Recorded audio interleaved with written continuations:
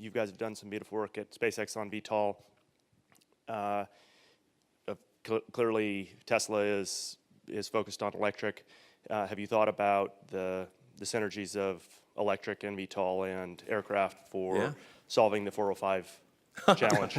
For solving the 405 problem, well, I mean, I do think there's a and really VTOL, vertical takeoff and landing. Yeah, right. Sorry, vertical takeoff and landing is VTOL, and I do think there's a really I think the optimal sort of air transport solution is a VTOL electric supersonic plane, and it actually works together quite well for a bunch of reasons. In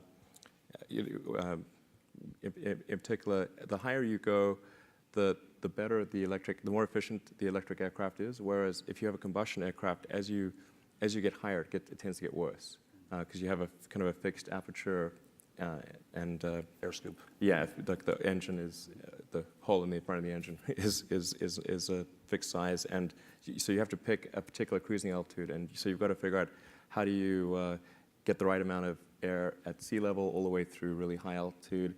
And then you've got this issue of supersonic combustion that, so you end up having to slow the air down, and it ends up being not that efficient. But an electric aircraft would just get better and better as it got higher.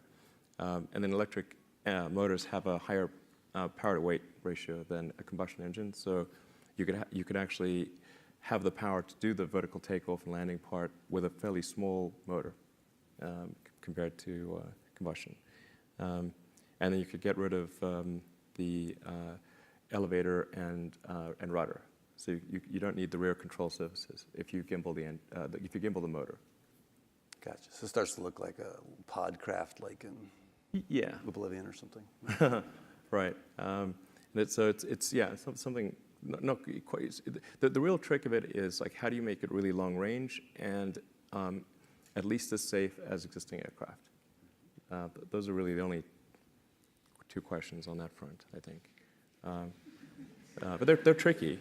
They're certainly tricky. Don't underestimate those two questions. To have a compelling aircraft, you only really need about 400 watt-hours per kilogram, provided the percentage of cell on the aircraft is high.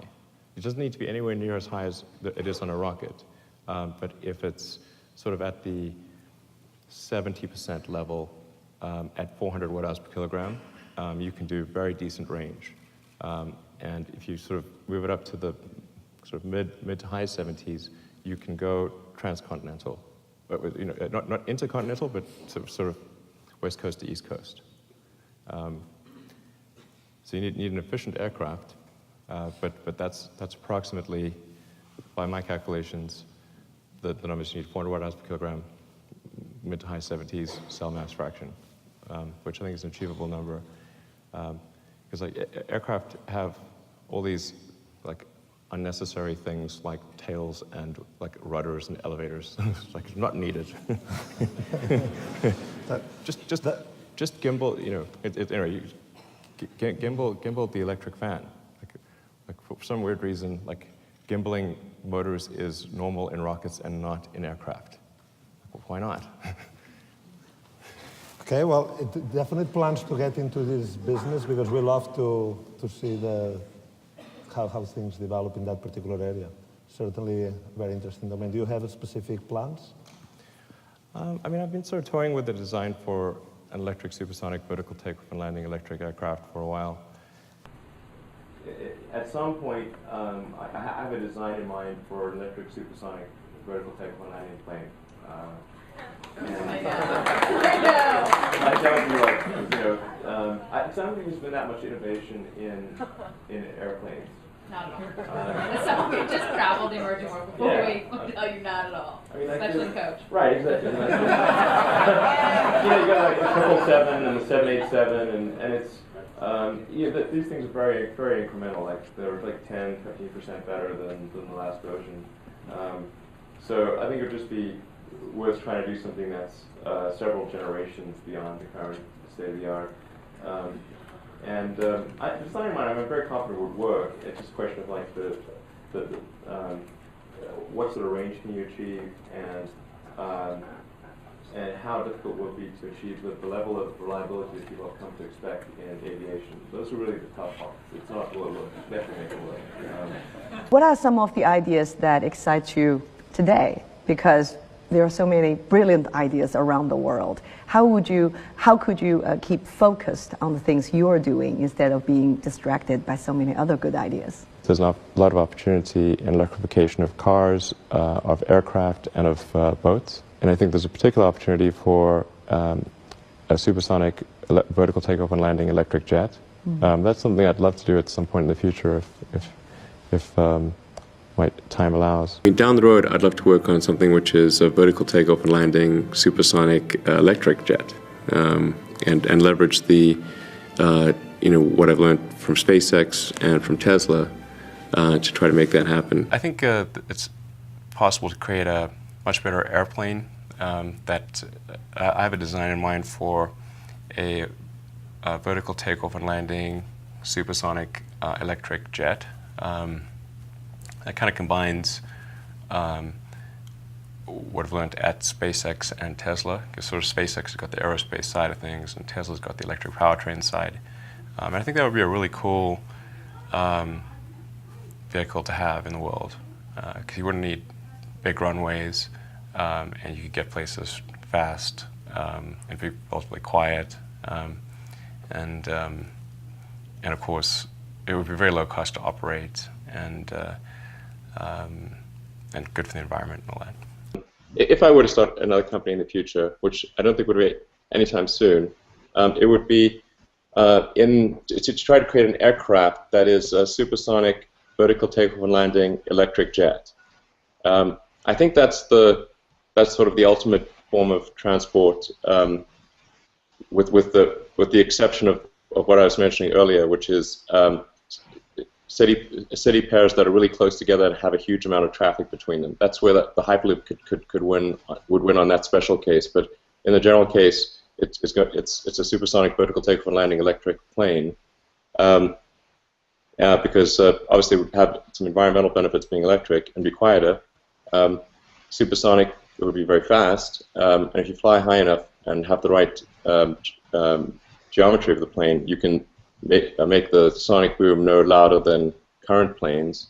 And then the vertical takeoff and landing part would mean that you could land much closer to your destination instead of landing at these huge airports with super long runways. And I think that would really be great. I wish somebody would do that. And so if somebody doesn't do that, maybe at some point in the future I will. I do think that there's an interesting opportunity to create a supersonic electric vertical takeoff and landing jet. And I think that would be really great. How far are we from that? Well, it seems unlikely to come from Boeing or Airbus, given that they seem to be focused on very incremental improvements to the planes as opposed to radical improvements. But it could come from a startup. If I were to have another company in the future, which would not be anytime soon, I think that would be the thing to do, is to do an electric aircraft. You want to do an electric aircraft? Yeah, and supersonic and vertical takeoff and landing actually work well with electric. I think there's an opportunity to create an electric jet, essentially. And I do think one could create an electric jet that is really exciting, something that would be supersonic, vertical takeoff and landing, pure electric, and just a big leap forward. I think that's a distinct. I'm quite confident it's doable, provided that there's a rough doubling of the energy density in batteries or capacitors. Basically around the 500 watt-hours per kilogram level is where it starts to make sense. In order to go really fast with a plane, you have to climb pretty high, because the atmosphere just looks like molasses when you're going fast. So for distances certainly under 500 miles, you spend all your time just ascending and descending, and you don't really get an opportunity to spend time at cruise. So something like the Hyperloop can compete really well in that arena, because you instantly, or almost instantly, enter a low-pressure environment. And so the tube contains a low pressure environment that's, like the cruising altitude of, well, it's like very high altitude atmosphere, basically. And so you don't have to spend any time ascending or descending. So there's no way it would be, well, extremely difficult for a plane to be faster than a Hyperloop for distances under 500 miles, because of that ascent-descent thing. However, once you get to long distances, then the cost of the tube starts to become a big factor. And so then I'd say it's probably the right move is to go to supersonic transport, because then you're spending a large percentage of your time at cruise. You guys have done some beautiful work at SpaceX on VTOL. Clearly, Tesla is focused on electric. Have you thought about the synergies of electric and VTOL and aircraft for solving the 405 challenge? We're solving the 405 altitude, and then you've got this issue of supersonic combustion that so you end up having to slow the air down, and it ends up being not that efficient. But an electric aircraft would just get better and better as it got higher. And then electric motors have a higher power to weight ratio than a combustion engine, so you can them well. I mean, I do think there's a and really VTOL, vertical takeoff and landing.